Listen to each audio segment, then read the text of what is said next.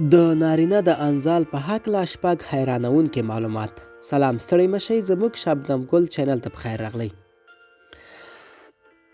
د نارینه د انزال په هکله شپږ حیرانوونکي معلومات.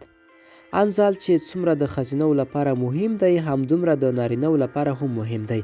په دې ویډیو کې د نارینه د انزال په هکله درسره څو جالب معلومات شریکوو.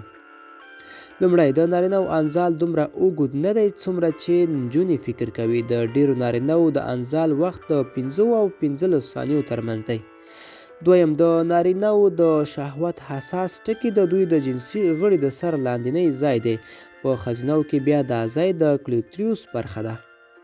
دریم، ډیری نارینه په 2 دقیقو کې د کوروالي اوج ته رسیږي. حال دا چې صرف نیمایي نجونې کولی شي په دومره لنډ موده کې دې اوج ته ورسیږي. څلورم، ډیری نارینه وروسته له دې چې یو ځل انزال شي، وروسته د څو دقیقو بیا هم کولی شي جنسي اړیکه ټینګه کړي او بیا انزال شي.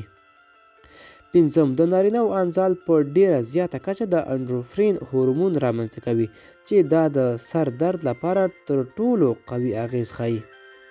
شپږم، یوې نجونې نه دي چې د انزال تقلید کوي، بلکې 30 سلنه نارینه هم خپلې جوړې خوشحاله کوي او د انزال د حالت یو تمثیل کوي. ملګرو، دا به زموږ چمتو شوی ویډیو. د لا ښکلي ویډیوګانو لپاره زموږ شبنم ګل چینل سره اوسئ. تر بلې ویډیو ښه وخت.